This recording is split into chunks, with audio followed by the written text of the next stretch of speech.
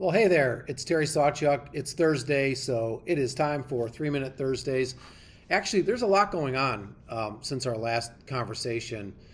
There's a few things that I want to kind of point out today. So first, the S&P 500, I mentioned a little while ago that it's possible that we have kind of put in a peak at 5,260, which is pretty much where we are right here. Now we're below that today. We're floating back down at around 5,000. Earnings have come in a little weak, or guidance has been a little weak, which has put downward pressure on the equity markets.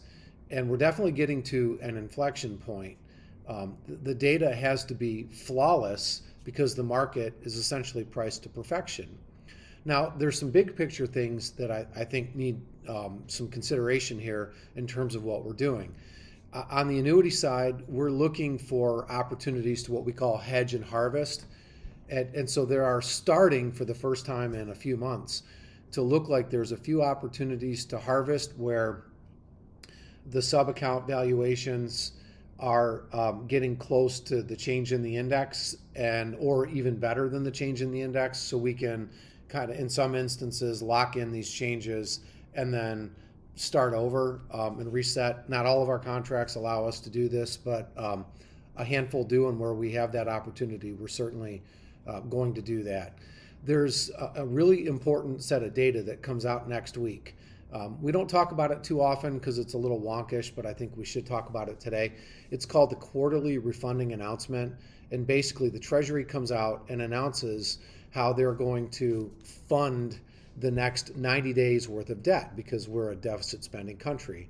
And, we'll see where Yellen stands as far as the Treasury is concerned right now, because if they come out next week and front load the debt funding with short-term treasuries, then that's probably going to be perceived as bullish and will help stabilize the market.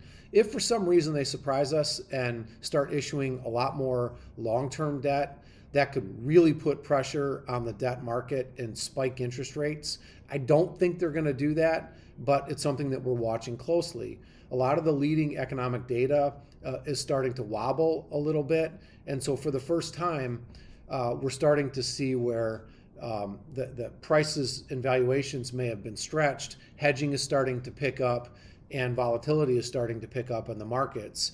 And this is not as supportive as the backdrop has been. It is very much starting to change. We'll see what Janet Yellen and the Treasury have to say about it next week. I'll look forward to our update. It'll be a big one next week, so stay tuned. Take care.